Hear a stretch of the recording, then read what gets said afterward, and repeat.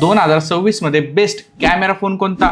20,000 ते 1,00,000 सगळी माहिती मी आज देणार आहे तुम्हाला. तुम्ही नवीन फोन घ्यायचा विचार करत आहात का? तर तुम्हाला सगळ्यात खोटं कशात बोललं जातं आणि फोन घेताना तुमचा पहिला प्रश्न काय असतो? भाऊ कॅमेरा कसा आहे? एक लक्षात घ्या, इथेच सगळ्यात मोठा गेम सुरू होतो. प्रत्येक ब्रँड म्हणतो आमच्याकडे 50 मेगापिक्सलचा आहे, कोण म्हणतं 108 मेगापिक्सलचा कॅमेरा आहे, तर कोण म्हणतं AI कॅमेरा आहे, कोणी म्हणतं DSLR लेवलची फोटोग्राफी होते. पण रियालिटी काय आहे माहिती आहे? कधी कधी 50,000चा फोन सुद्धा 25,000च्या फोनपेक्षा वाईट आणि काही ब्रँड्स तर फक्त नंबर विकतात. हो, नंबर म्हणजे 50 मेगापिक्सल, 60 मेगापिक्सल, 100 मेगापिक्सल आणि 200 मेगापिक्सल. कॅमेरा नाही. आजचा हा व्हिडिओ पाहिल्यानंतर तुम्ही कोणत्याही प्राइस सेगमेंटमध्ये असाल, म्हणजे 20,000, 30,000, 60,000 किंवा 1,00,000, तुम्हाला नेमका कोणता कॅमेरा फोन घ्यायचा आहे हे क्लिअर होईल. आणि हो, मध्ये मी ऑनलाईन बाईंग स्कॅम पण सांगणार आहे, जो आज हजारो लोकांबरोबर होत आहे. म्हणून हा व्हिडिओ शेवटपर्यंत नक्की पहा. या व्हिडिओचा पार्ट 1 असा आहे की 20,000 खालील कॅमेरा फोनची डार्क रियालिटी काय आहे. कारण सर्वात आधी बजेट सेगमेंट येतं. लोकांना वाटतं 20,000च्या आत DSLR सारखे फोटो मिळतील. मार्केटमध्ये रियालिटी वेगळी आहे. आज जवळजवळ प्रत्येक फोनमध्ये 50 मेगापिक्सलचा सेन्सर दिलेलाच असतो. पण सेन्सर मोठा आहे का? लेन्स क्वालिटी कशी आहे? इमेज प्रोसेसिंग कसं आहे? HDR किती स्ट्रॉंग आहे? स्किन टोन न्यूट्रल येतो का? याबद्दल कुणी बोलत नाही. कारण कॅमेरा म्हणजे फक्त मेगापिक्सल नसतो.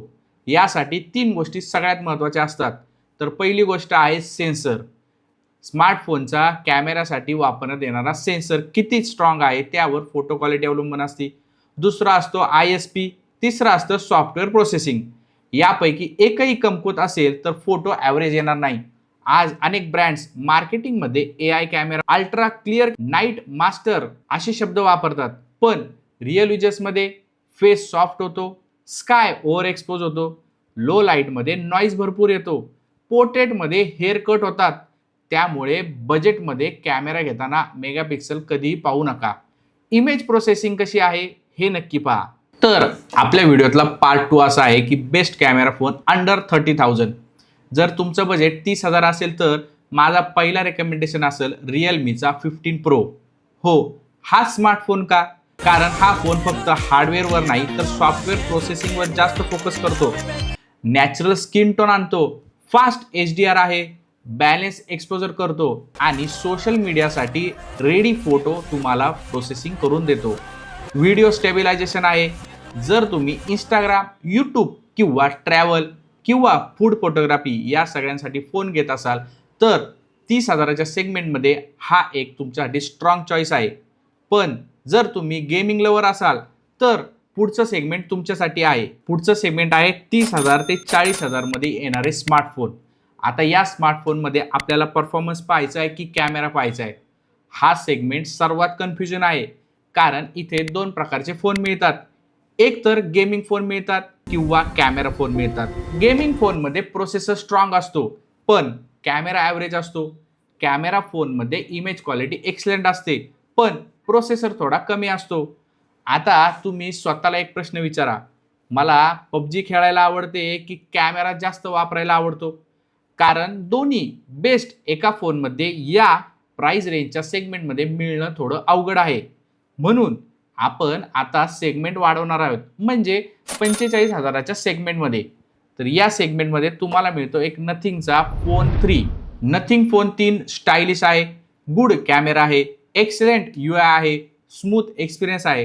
पण पिक्सलचा फोन अजूनही फोटोग्राफीमध्ये किंग आहे. गुगलचं HDR सपोर्ट आहे, नाईट मोड आहे, पोर्ट्रेट तसेच स्किन टोन परफेक्ट येतो, डायनेमिक रेंज पण चांगली आहे. तुम्ही हा फोन नक्की घ्या.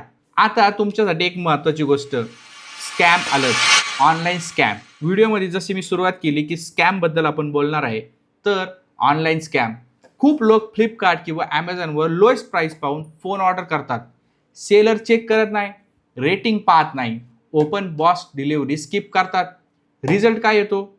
डुप्लिकेट बॉक्स येतो, रॉंग मॉडेल येतं, ॲक्टिवेटेड डिव्हाइस येतं, यूज फोन येतात, कधी कधी तर रिफर्बिश फोन येतात. त्यामुळे माझी तुम्हाला एक रिक्वेस्ट असेल, नेहमी सेलर रेटिंगचा चेक करावा. ओपन बॉक्स डिलिव्हरी घ्या. डिलिव्हरी बॉय समोर व्हिडिओ तयार करा, IMEI व्हेरीफाय करा, वॉरंटी चेक करा. ही 5 मिनिटाची काळजी असते, पण तुमचे हजारो रुपये वाचू शकतात.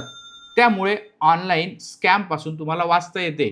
तर आता आपण पाहिलं 20,000चा स्मार्टफोन, 30,000चा स्मार्टफोन, 40,000चा स्मार्टफोन. आता आपण पाहूया अंडर 60,000 रुपीजमध्ये कोणता स्मार्टफोन चांगला आहे.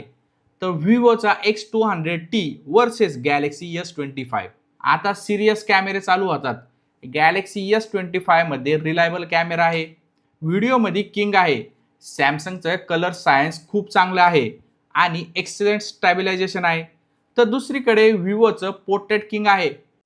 The Vivo X200 series, 200 megapixels Zeiss Apo telephoto camera. कारण ह्युमनचा स्किन टोन परफेक्ट पकडतं. झाईसची प्रोसेसिंग पॉवर आहे, लो लाईट बीस्ट आहे. आणि जर तुम्ही रील बनवत असाल, तर पोर्ट्रेट शूटिंग करत असाल, तर विवोचा परफेक्ट स्मार्टफोन आहे. आता आपण पाहणार आहोत थोडे हायर लेवलचे स्मार्टफोन, जे 70,000 ते 80,000च्या रेंजमध्ये येतात. त्यामध्ये आहे विवोचा X300, आयक्यूचा 15. दोन्हीमध्ये पॉवरफुल हार्डवेअर आहे, लेटेस्ट प्रोसेसर आहे, एक्सलेंट ISP आहे, AI फ्युचर पण दिलेले आहेत.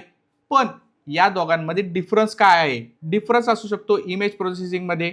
विवो अजूनही कॅमेरावर जास्त काम करतो, IQ परफॉर्मन्सवर काम करतो. ज्यांना कॅमेरा फर्स्ट आहे त्यांनी विवो घ्या, पण ज्यांना गेमिंग खेळायची आहे त्यांनी IQचा स्मार्टफोन नक्की घ्या. आता आपण बोलूया सगळ्यात महाग स्मार्टफोन.